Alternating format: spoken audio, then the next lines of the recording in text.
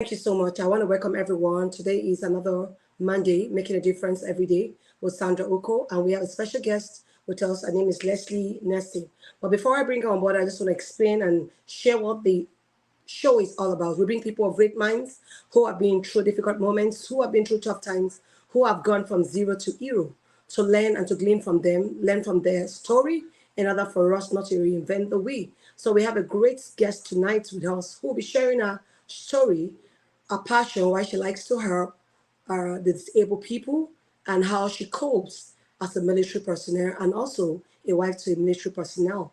So, but before I bring her on board, I'd like to introduce myself. My name is Sandra Oko. I'm a Master Leadership Certified Team member, speaker coach, and trainer. I'm a member of the Toastmaster and also sales expert of over 20 years in the IT industry. I'm also a best-selling author, and just recently I got the Presidential Award. And I'm excited to have you this evening. But before I bring her on board, let me quickly shoot one of the commercials.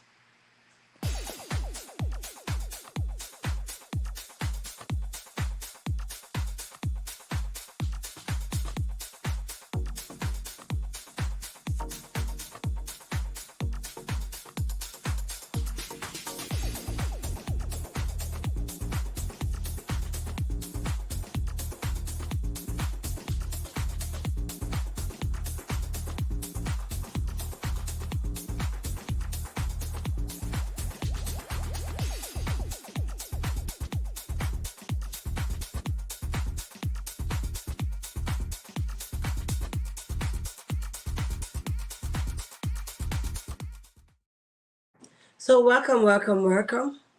So our guest name, Leslie Nelson, is the founder and the CEO of Pivotal Connections, LLC.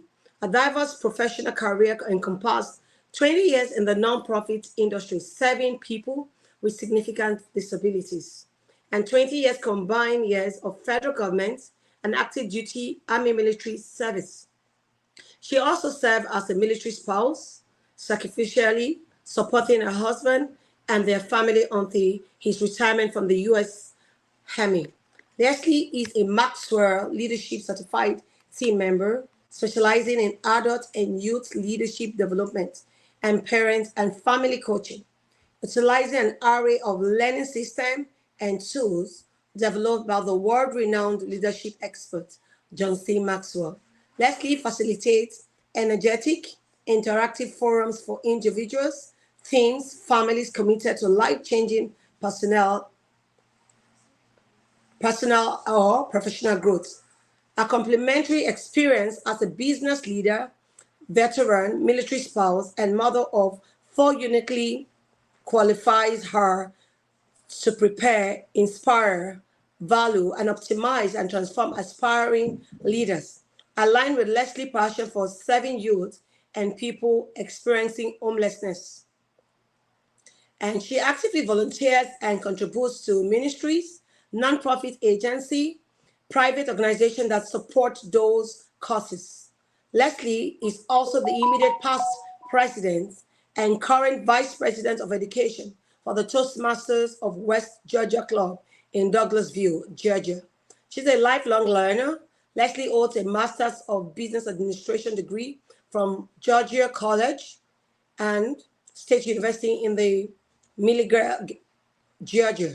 She also obtains a Bachelor's of Arts degree in Business Administration from Metropolitan State University in St. Paul, Amen, as well as Master's Certificate in Government Contracting and Associates, Certificate in Contract Management, and the George Washington University International.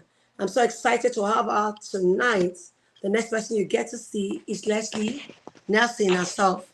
I'm so excited to have you tonight. Yes, Hi, good thank evening, ma'am. you. So great to have you on this show tonight. Yes, yes. As I listen to my resume, I'm thinking, wow, is that really me? It's just hard to think about over the years how so much has happened. So much has Sure. happened, but it's great to be here today.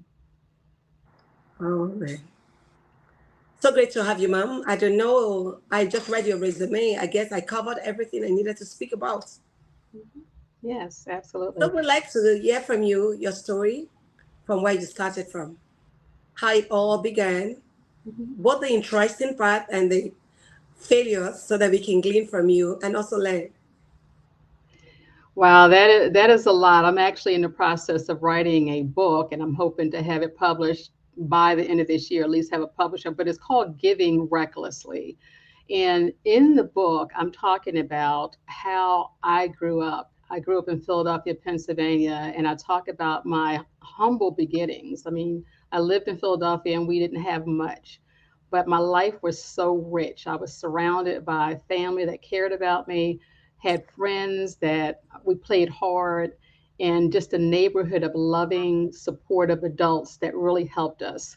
And one of the things I find remarkable as I go through my life is just how many opportunities that we have to not only give to other people, but to receive those blessings directly. So I would say my beginnings began with just receiving from other people. And what I endeavor to do as I go forward is to give to others back. So that's really what this is all about, just giving back and, like you say, making a difference, because people have made a difference in my life. Awesome.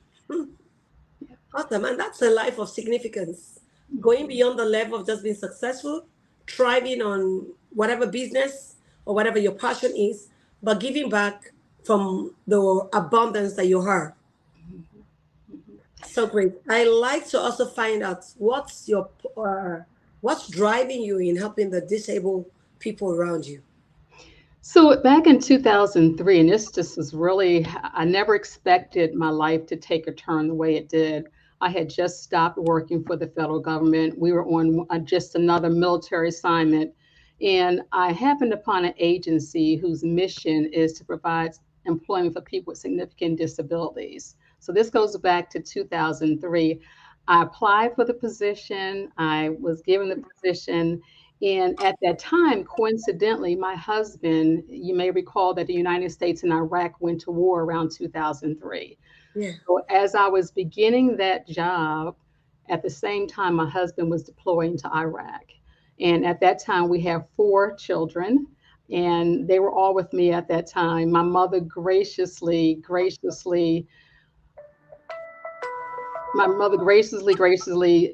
said that she would watch the children for us because my husband was deploying and I had to move further up north in the metro Atlanta area to take this one job.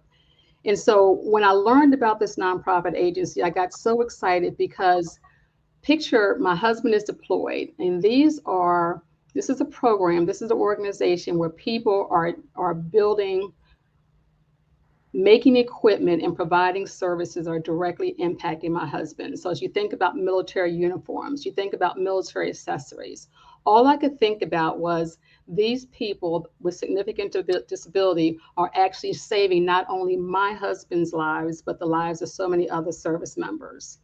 So as the years passed, that excitement grew even more as I became more aware of the abilities of people with significant disabilities. I'm going to emphasize the word abilities because oftentimes we think of people with disabilities as not having abilities, right? Yeah, And so if yeah. you flip the coin and think of the abilities, right? So we tend to, as a society, sadly, we tend to place value on others because of how they look or whether they sound and act, quote unquote, like normal people, right?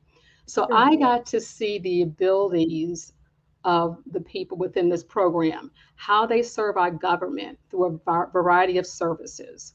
This is a nationwide program where under the program, people with disabilities provide things like total facilities management, contact centers. Even when you think about when you want to get a passport, there are people with significant disability that work those federal contracts for the federal government.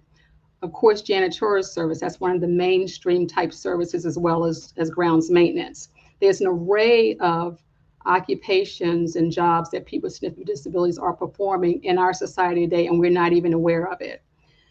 So in the course of learning this about people with disabilities, I also learned the importance of what we call people first language. We're all first and foremost what? People. Yeah. First and foremost people, right? And our unique disabilities or challenges are secondary to us being people. We are people first. So, for example, I would say this person has a disability because, first and foremost, He's a person. I wouldn't say this is a disabled man because first and foremost, he's a man. Also, just because that same person with a disability might not have use of his legs, he likely has uses of other parts of his body, his arms, his vision, his hands that can greatly contribute to an employer and society at large. So we have to flip the script and and focus more on the abilities of people with disabilities than what they cannot or can do. And I'm sure across your lifetime, you maybe in your family, maybe friends, in other situations, you come across individuals that have disabilities. And Sure. I'm going to challenge you in our audience today. When you look at people with disabilities, that they look at it as far as their disabilities because they're contributing a lot to our society today. And as far as my passion goes for serving them, my passion for serving people with disabilities is just like my passion is for every other person. My priority is loving people and serving people based on who they are, not what they cannot do. And that's true because a lot of times in the environment, we tend to size people based on how they look, what they can do for you. But beyond that, serving people who cannot give back to you far outweighs serving people who you think owe you a lot and need to give you something in return. Mhm. So when I saw that in your resume, I wanted to find out what was the driving force, what was the intention, what made you so passionate about helping those people with disability because something could have happened to them. And Mhm. these sometimes it's not a planned thing. Nobody likes to lose his leg or his vision or something. So mostly it's always an accident, something they didn't know about, something was not a pre-plan. Nobody likes to be classified as maybe disabled as a result of maybe vision, losing their hands or losing their leg. So such people, you need to show some extra care, extra love for them, because sometimes they could also have what you call an anxiety, Mhm. believing that people would either look less than them or treat them less in the society. So when you show them extremely true love, they Mhm. tend to reciprocate that same love. Sandra, it's about showing everyone equal love, with or without disabilities. It's about looking at everybody as human, right? We are all Human. diverse. We have different characteristics, different likes, different dislikes. You know, any of us, and I hate to talk doom or gloom. Any of us are maybe a moment away from having a car accident, or maybe having some type of medical condition that could cause us to your point, lose something that we have had all our life. There's a wide range of disabilities. Some people are born with disabilities. Some people Sure. inherit disabilities over time. So again, we need to focus on, the person. We need to focus on the abilities of people and not limit people by what we see, by what we perceive a person should be. And that's a deep conversation because we can use that can qualify as far as race, right? Ethnicity, cultural background. That's a whole wide array of conversations that we can have on that same point, right? First and foremost, we are all people and we Yeah. should love and serve each other accordingly. Yeah, sure. Mhm. Thank you so much. But beyond that, we ought to also love and look at the abilities in everyone. Everyone has got a disability, one thing or the other. There's some things you're not able to do well, like other people would do. But Yeah. beyond that, as leaders, we should look at the best for each other. Look at the best, look at the qualities, look at the abilities beyond the negative side of it, beyond the disability. We should Yes. focus more on the abilities of everyone, both able and disabled people. We should look beyond what we see and look at the positive side of life. And that's why what the Toastmaster teaches you about. Even when you give a speech, beyond that, there is always something to learn. And that's why we have constructive feedback. Feedbacks that would help you do better the next time you're giving a speech. So we must and often should look at the best and the abilities in everyone we meet. Absolutely. Yeah, Absolutely. and I also want to find out how did you combine the 20 years of federal government and active duty army military, and what was your coping mechanism? How did you cope? Wow. That's another huge question. So I actually left home just a month shy of my 18th birthday, and I joined the Army. And I was born and raised in Philadelphia, Pennsylvania. And interestingly enough, I had good grades in high school. I did very well. I actually applied to several colleges and were accepted to colleges. I just did not know how to navigate the system. So, for example, I was accepted at Fisk and Oberlin, as well as a military academy. But I didn't understand, again, financial aid. I didn't know how to navigate the system. And with some in some of those cases, like the military academy, it required an additional commitment after serving that initial term with the military. So at the age of 17, I could not fathom going to college for 4 years and then having an additional 6 years of commitment to the military, because I was young. I couldn't see 10 years of my life giving it away just like that.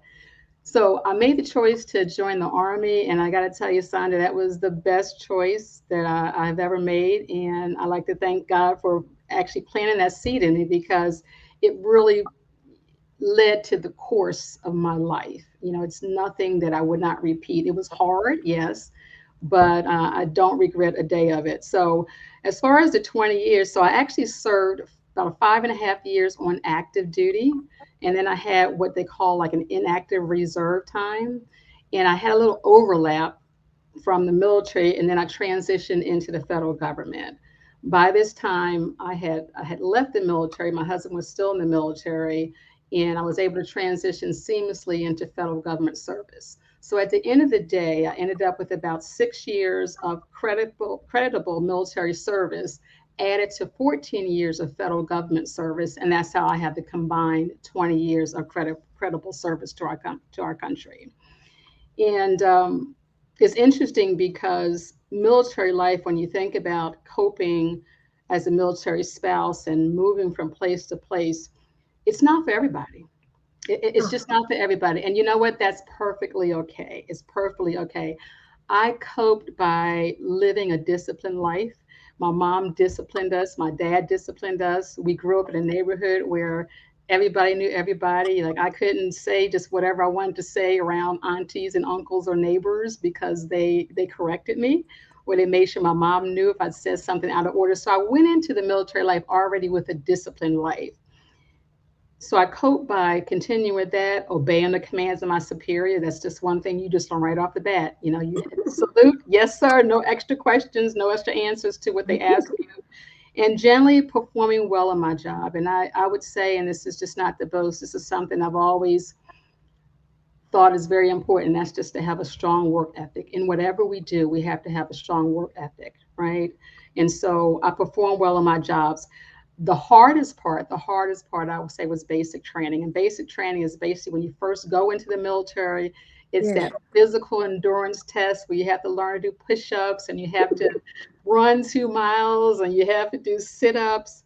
That was most difficult. Although I was athletic in middle school and high school, this was a whole nother level.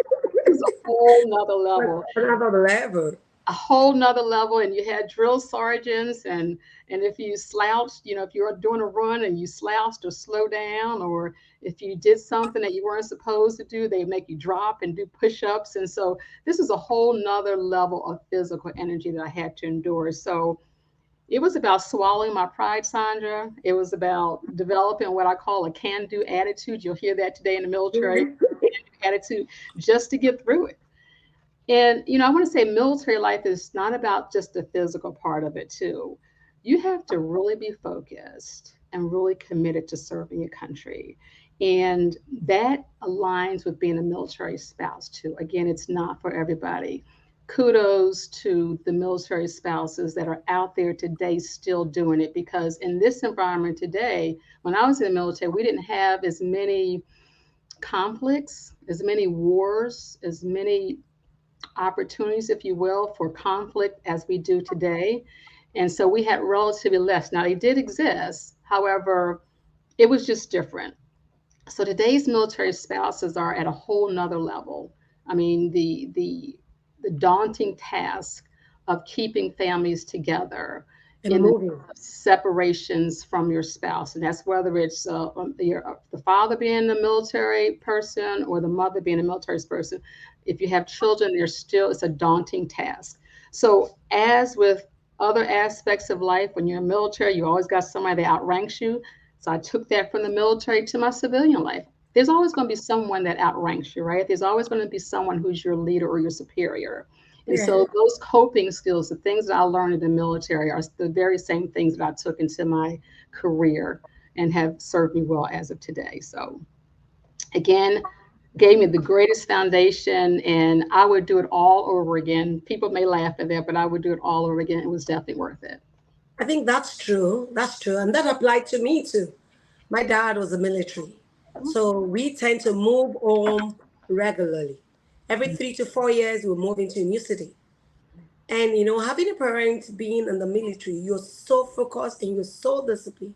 And people wonder, why do you act this way? But because of the disciplined lifestyle, you're so focused and you know that you must learn to follow good followership. So if you have a leader or a superior, you must just submit to Yes. followership. And that's what gets leadership. If you're good followership, then you can lead because you've learned over time how to, the discipline, how to put yourself under, how to persevere, even when it's not easy, and you remain focused. And that in itself will help you in all facets of life. Yes. It will tell in everything you do because you can't be in that. Like my dad was a disciplinarian. You cannot afford to fail any of your courses. Right. You can afford to be going around to visit friends. You must be found doing something at every time. And so that affected me when I went to high school, when I went to college. So my friends were like, oh, you act like a guy. You're too focused, you're too intentional, you're too disciplined. And like I said, it's not my doing. It's not like I like to do it, but I just find myself doing it. Mm-hmm. You can be under an atmosphere for 20, 30 years of your life and not act like a soldier. I actually wanted to be a soldier too, but I think I didn't make my mind up on time.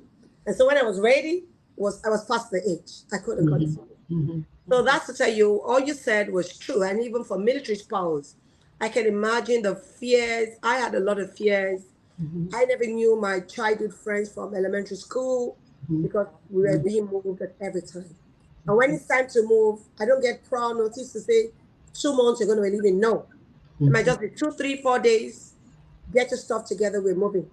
And Yes. that's it. Sometimes I'll be crying, oh, I'm going to miss my friends. I didn't tell them at school that I'm not going to be coming after the holiday, but we're moving.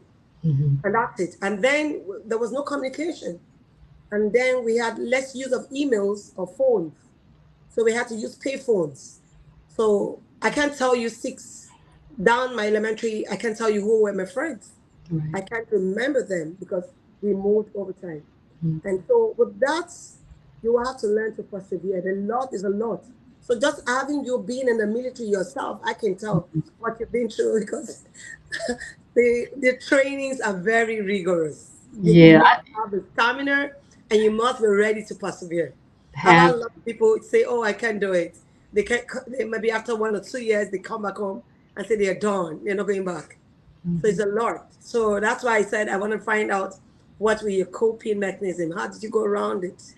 Yeah, How? let me dig a little bit deeper there because I tell you what, the part of being a military spouse out of all of it was the most challenging experience in my life. And I think about the different things I've experienced in my life. I told you about when I grew up, we didn't have a whole lot, right? Yeah. I actually went through the military myself, was in active duty myself.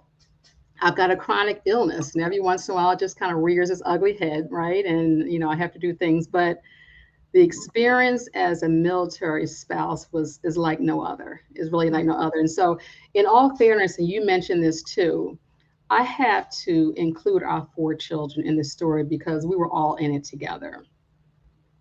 After after we had our second child is when I decided, or we decided, that it was time for me to leave the military. It was just too difficult being a dual service member, whereas the order that you would think would be is your marriage, your parenthood, and work, right? But in the military service is always expected to take priority. And I get it because that's what you sign up for, right? But it's difficult when you have children because then you have that additional consideration. So our family, just like yours, we moved every 3 to 4 years. And this happened over a span of about 20 years. And for me, as the military mom, right, that meant that I had to one that had to be the one that had to be ready to pack up the house. Then True. when we got to our new duty station, what did we do? We had to put everything back My together God. at the other end, right? We had to get the kids into school. And I don't and Yeah. And I'm you not unpack everything. pack everything. And we were that family that did what's called a do-it-yourself move. So while Yeah. the military would have paid for us, they did pay for us to move, but we packed up and did our U-Hauls and everything. My husband we loved doing it. It was fine. But there were some times when I referred to myself as a married single parent, and that was because there were so many times where my husband was traveling and I was home with the kids.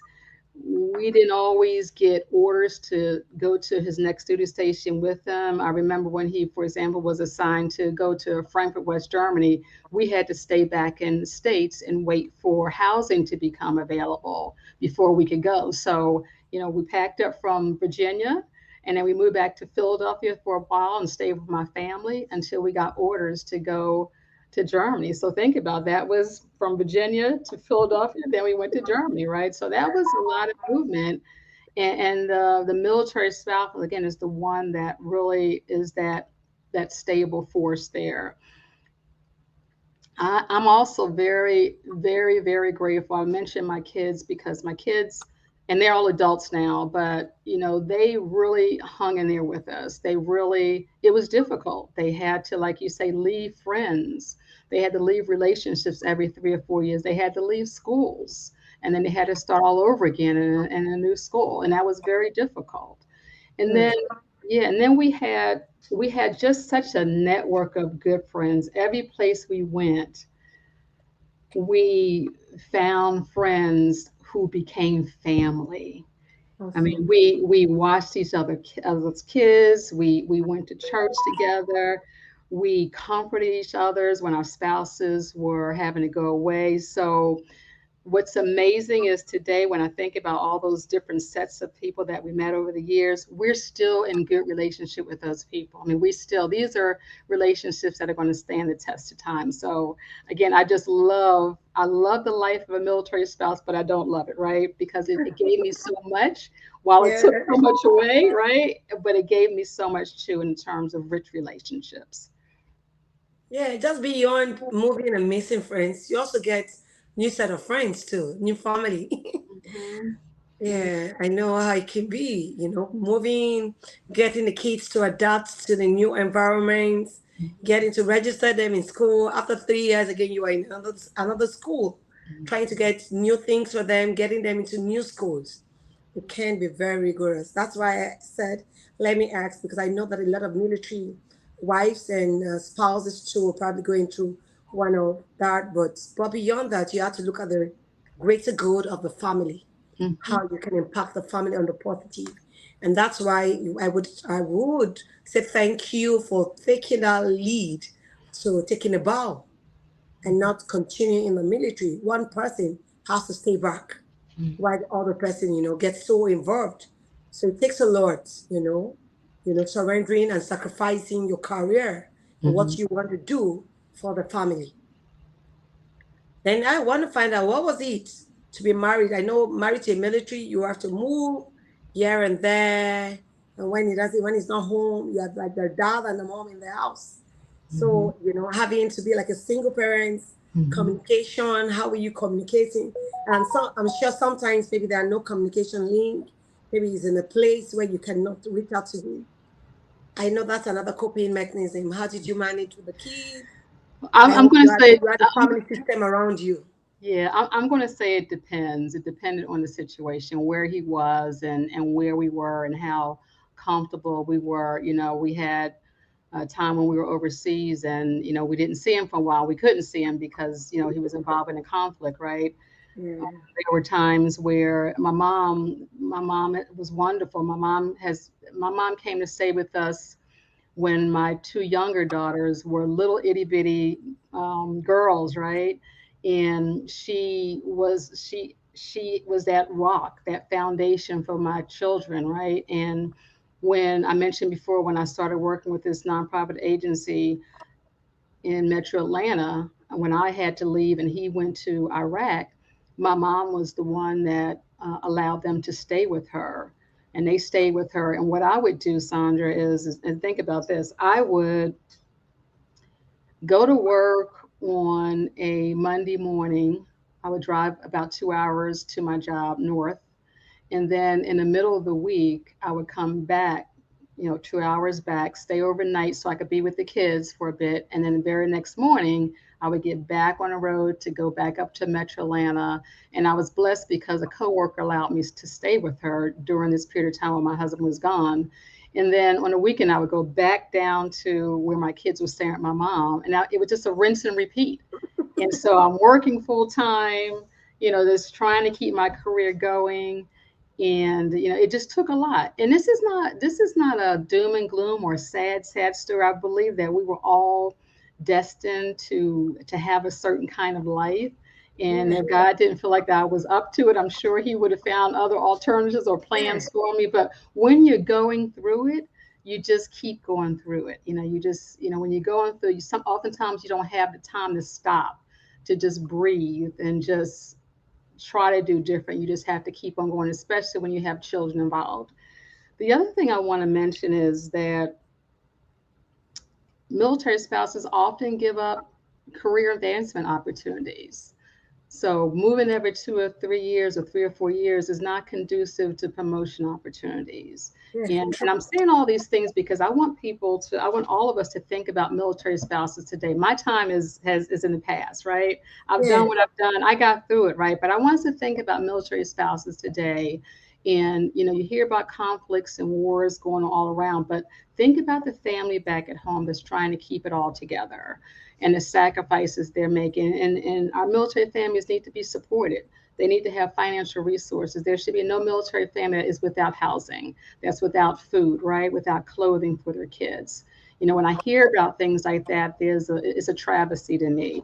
So, and just understanding what sacrifices are made, we should be saluting our military families and That's supporting them true. where we can.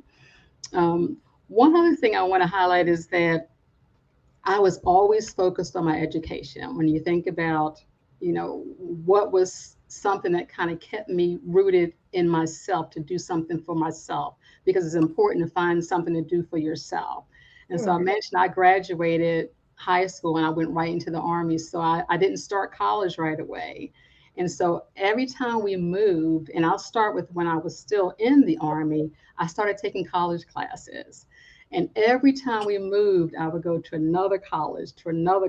And there were times where I would lose credits or I had to repeat classes because the Mhm. systems were different, right? Yeah. And so I tell you, it took me all of 13 years after I graduated from high school to get my bachelor's degree. The only reason I'm mentioning that is because I believe that there's somebody out here today that is, wants to do it, is trying to do it. And I want to encourage that person just to keep on striving, keep on taking one class at a time, one class. It may seem like forever, but guess what? If True. you're blessed to live 10 years, those same 10 years you can use to take a class or two, and ultimately you'll reach your destination. So I just want to encourage people because there are people out there that just really want to advance their education, and it's a long road. Just don't stop. Don't ever quit. What John Yeah. Maxwell says, learning, it just never stops, right? It's a Yeah. lifelong journey. Yeah. Like you rightly said, it is not how long, but how well. It can take forever, but how well are you able to put yourself together to doing it? And it takes determination. I know that a lot of times people might like, oh my God, um, I've repeated this class over and over. I don't think I can do it. But having the determination that you can do it, like you rightly said, having the can do spirit, I can do it. No matter how difficult, just keep pushing, and you will surely get to your destiny point. Like I rightly said, those little baby steps would surely take you there. The Yes. problem is not making a move, not taking an action, not taking a risk. You will Mhm. never move. But Mhm. taking those steps, they might, no matter how little they seem to be, they will surely take you to your destined point. Rather than not taking any, just Keep keep moving moving, one keep step at a doing time. it, keep putting yourself together. Mhm. One day, take one day at a time. You will surely get there. I want Like to you share. rightly said, you spent 13 years, but Yeah. Let me, some others probably would have thrown in the tower. I like right. this is not, and some would never even venture. They rather want to be a stay-at-home mom and not improve themselves. But looking beyond what you're going through now, yes, we are giving back to the family. Yes, we want to be there for the family, but we also need to think about ourselves too. Mhm. Like you rightly said, she was just schooling, making sure she's staying abreast of education and information. She didn't give in to say, okay, because this is happening, then I just have to stop everything I'm doing. Your Mhm. life doesn't have to stop because you have to take care of the family. While taking care of the family, you need to still move your life forward. And you know what? Hats off to stay at home mom, because I think that stay at home moms also don't get enough credit. Some people undervalue what it takes Yeah, to be a stay at home yeah, mom, and that is absolutely inconsistent with what they contribute to the families. Stay at home moms, in my perspective, if they were not taking care of our children, we'd have a whole different scenario, yeah. right? Even a And so dysfunctional home. we've got to value stay-at-home moms, because it's a job. It's a It's the job, Lord. I it's know. just like going out the door and driving to work and commuting. It's a job every day. And it's not just stay-at-home moms. We have stay-at-home dads, the whole, shebang, True, if you will. Let's give them the credit that they deserve for just raising our youth, because it is a journey, it is work. It true. definitely is. Praise the Lord. And that's why even when you check the crutch, you check the schools, the teachers are doing a lot. So having a stay-at-home mom and a stay-at-home dad, they are also doing a lot to ensure we have, functional children, functional adults. Absolutely. You need the family presence. You need the spouse, you need the mom and the dad around. Yeah. Like I rightly said already, what happened about your journey? But I just knew that from the federal government, the military, you had a switch to leadership. John Maxwell, what is the drive? Yeah, so when it's all said and done, I had a total of 40 years of service. And when I think about 40 years, I just, when I started doing the math, it's like, oh my goodness, I'm approaching 40 years, and that's the 20 years with the military and federal government. And then the agency I shared that I left them in the middle of March of retirement, per se. I had spent 20 years with them too. So total was 40 years. So around October of 2021, actually, I became certified with Maxwell Leadership, I believe, in August of 2020. So that's when the seeds of, what do I want to do in the future just started growing in my mind. Like, what do I want to do? And what was really in my heart to do? And what could I contribute based on my experiences, right? Because, I'm telling you about my life, and I just know that there was just more for me to do. I loved my job. I love serving people with significant disabilities, but we all know that when you have a higher calling, right? When we know we have a purpose that's a little bit more than what we're doing, right? And so in 2021, I began making plans to semi-retire. After I joined the John Maxwell team, I set up my limited liability company around that time, a corporation around that time, and I began working on building my business network.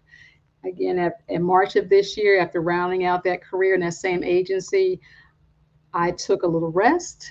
I took a couple of vacations, and then I resumed my pursuit of a successful business. And that's where I am right now. I'm just pledging away, building my network, getting involved in the chambers of commerce. And one of the things I'm really enjoying is that as a military spouse, or as a military family, we travel from place to place, and I never got involved locally. When I voted, in an election, it was always at a federal level. I always voted for the president of the United States or the vice president of the United States, because that was more of a overarching, larger figure. But I was never in a place long enough to understand who the city council members are, or who the mayor was. And so my commitment today is to my local community here in Douglasville, Georgia. I am getting immersed, if you will, in the community. I am engaging with organizations that are serving local youth, right? Boys and Girls Club. I want to really get into places like that. I serve with a ministry over in Marietta, and their ministry is all about serving youth who have one or more parent who is incarcerated. And that's just an amazing ministry. It's called Kids to Leaders. So I really want to rechannel my energy so I'm serving more locally, because I had all those years when I was not able to do that. So as you might be able to tell, I'm just loving this new season. I'm just Yeah. loving this new season in my life where I'm getting to realize and see things that I wasn't able to see before. And I'm not knocking not being able to see. It's just a whole new world, as they New say. life, Right? new And I'm just season. loving it. It's just a whole new world. So that's how I got to transitioning from where I was and now moving into John Maxwell team. And that's Yeah. quite a journey. I don't know if I mentioned to you, and I think you said it in my introduction too. The parenting and family certification is something that's really near and dear to my heart, because when you think about military spouses and the ability to now talk to military spouses about the things that I experience and being available as a coach, right? I recently started a small group at my church, and so I'm talking to them about thriving as involved parents. So I'm excited about that certification as a mom, as a mother of four adults. I just want to go ahead and pour into others what I've been blessed to receive. So that's my JMT journey, and I'm going to do it. I'm going to do it. Awesome. Awesome. Let's just take a minute Are you break. thinking of how to publish your book on Amazon, or how to get your published book to become an Amazon bestseller book? Dip Insight Books is the perfect in-between solution in transforming your ideas into a book. We can help you with all the complicated parts of publishing, such as process TO transformation. What we do: full manuscript evaluation, receive quality assurance edit, full copy edit and final proofread to remove spelling and grammar mistakes, oversee your cover design, create your interior layout, publish and distribute your book, lock down your marketing strategy. Ghostwriting, where there is no manuscript. Our goal is to help you publish your book promptly. Contact us today at 404-740-9091. Email us at info@dipinsightworld.com. To start the submission process, check us out at www.books.dipinsightworld.com and submit your details. You can visit our Facebook page at Dip Insight World. So welcome back. What an exciting story. Your Maxwell journey and helping families and youths. That's a great one. And I'm sure you would be coaching from the point of know-how to Mhm. those who are just coming. And I think you'll be a good one for the military too, their Mhm. spouses and their youths, because you've been in it. You understand what the pains, what the strengths, what the gains are. So you'll be able to talk to them in that area. Thank you so much. And how are you enjoying it so far with the John Maxwell? I'm enjoying it. It's like any new business, it takes time to To build grow. your network, to Yeah. grow, and, actually to determine what your niche is. Because while I do adult and youth leadership development also, you have to understand what your niche is. What's your sweet spot? What's your passion, right? There's a lot of leadership development coaches, trainers, speakers, wonderful people, strengths, everything, but you have to understand what your niche is, because when you're looking for clients and customers, they want to know how you can uniquely serve them. And so, I try to hone in on needs. What is it that this family needs? How can I work with this particular ministry or nonprofit organization? I want to know what they uniquely need. So it's exciting, just digging in and just learning more. And I'm in for it. I'm in for the ride. That's a good one. That's great.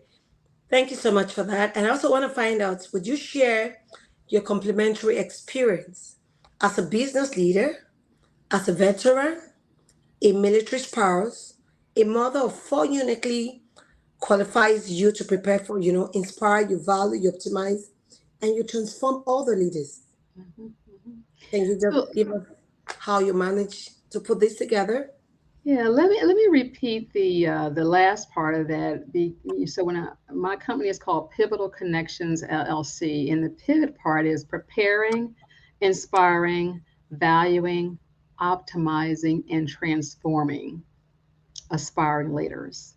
And so I hope during our conversation today, you've been able to glean the many aspects of my life as a business leader. I have been a Sure. leader for years, right? You've heard my journey as a active duty service member, as Yeah. a veteran. I'm still a veteran. That won't end until I get out of this place, right? Yeah. As a military spouse. So all of that is what we call lifelong learning. That is experiential learning. And we can learn, we can teach and serve others best when we've experienced those things, Yeah. right? And so the empathy that goes along with conversations that we have with people, that can only come from having experienced those things yourself. So while I was experiencing all these facets of my life, I didn't know that that learning was going to shape me in such a way that I can serve others through my company today. I had no idea that this is where I was going to end up at, but God knew, right? And so Yeah, He was that. really leading me, right? I love, as I mentioned before, coaching parents who might not be in the military, but they experience many of the same challenges. This is not exclusive to military spouses, right? And whenever I can encourage a young parent, it could be someone in church, it could be somebody in the grocery store, right? Those natural inclinations just kind of come out, right? Because you've been there, you've done that, you have that empathy, right? And so I hope as we've had this conversation, you can see all those different aspects of my life and how they uniquely qualify me to pivot aspiring leaders. Yeah, that's awesome. And that's to let you know that what we go through mostly in life is not just for ourselves. God trains and prepares us for the people around us, where He's going to place us, people around that we can influence for Him. And that's why I tell people beyond what you go through, there's a lot you need to learn. There's a lot there. And that's why, like John Maxwell will rightly say, keep failure and success together. For this keeps you resilient. For you learn a lot from your failures, then you would learn from your success. Failures will always bring you back to your drawing board. What is it that I'm doing, or what is it that I'm not doing right? How do I leverage on what I did yesterday to do better tomorrow? So we learn a lot. But beyond that, success is just a journey. It's not a Yes. destination. So when you bring both together, it is said that the righteous will fall several times, but will rise up. So beyond just falling, you're going to just pick up yourself again and keep going. And most of these things we go through is a learning curve. Because you've been through that route before, you're able to help others coming behind. Just like what you said, your trainings, all you've been through has prepared you to be a better leader and to be able to bring others and coach others to be better leaders too. So what we go through in life is to prepare us. Like rightly said, the things you go through, did they leave you better or did they leave you bitter? Right. So you make a choice of what you want that. And he said, beyond just what happens to you, what how happens to us is our responses. What's your response to life situations? Do you embrace them or do you see them as, oh my God, why me? Yes, it's going to happen to anyone, but what is in it for you to learn? And it is when you learn what you need to learn that you move to the next stage. Just like every other person in college, when you pass a particular course, you move to the next level. Mhm. But when you fail the course, you have to retake the class again. So learning to know what you need to learn in every situation, in every journey, in every moment of time. What is in it for me to learn?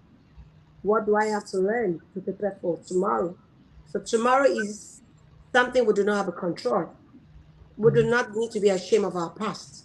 Our past is part of our story. So we either leave the story as a springboard to take us to where we want to be tomorrow, or it brings us down. So beyond what we've been in the past, we must see our failure as springboards, Yes. taking us to where God wants us to be.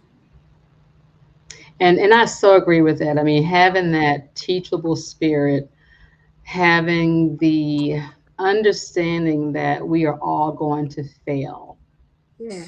if we're not failing, we're not learning. I would say that we're not learning because you've got to try some things out. You got to get some things wrong.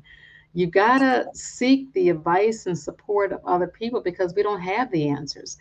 I reached out to a leader that I worked with many, many years ago, and I reached out to on social media, and I just said, you know what? Thank you.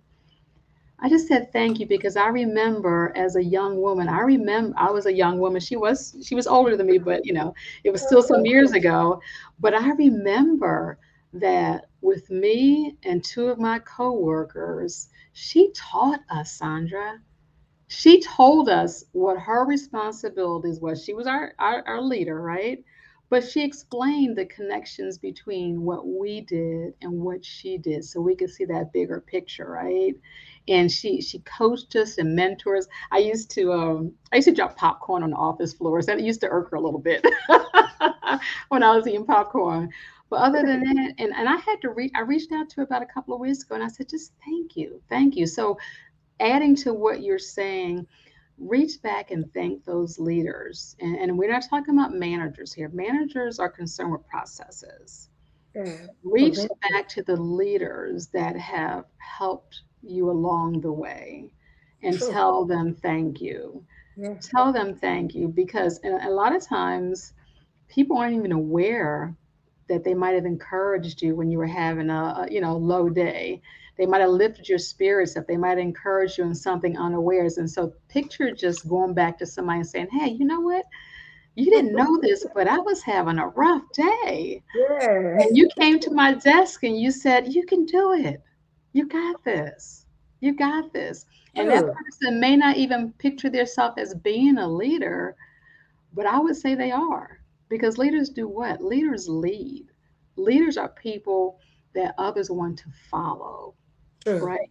And so when you're encouraging somebody, you have people that may want to follow you. So embrace that whole experience. So, Thank you so much. I want to thank your viewers. I want to thank you too. yeah. Thank you for being on this show. But before we go or call it a day, I'd like to check if there are any questions from anyone. Okay, there are none. I want to thank your viewers for being on this show. I also want to thank our guests for making the time to share a story with us. And before we call it a day, what will be your last word for us?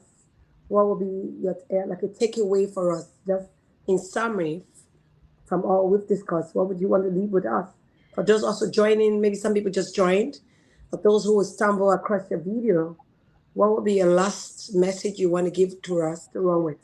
I would say never stop growing. Use every opportunity to learn something new, to try something new, and Hmm. also to help and serve others. Use every opportunity. Even those things that don't seem like they may lead to something, try it anyway. Try something new and try something new. Never stop growing. Thank you. Thank you so much. Mhm. I want to appreciate our guests. Thank you so much for making the time to joining us. It's been a very great time for me, and I'm sure with the viewers too. And if this has been your first time on this show for today, please kindly like, subscribe, and hit the notification bell so you can often get more videos from me whenever I'm online. And please share with your friends and loved ones. It is said that a leader leads, and a leader is a person who knows it and shares it with others. So when you know something, you want to be a blessing to others. So please share with your friends and families. Do have a blessed evening. Bye. Until our next episode, let's Thank go you. out there to make a difference in our world. Thank you.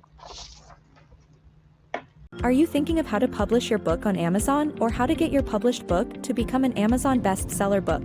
Dip Insight Books is the perfect in-between solution in transforming your ideas into a book. We can help you with all the complicated parts of publishing, such as process TO transformation.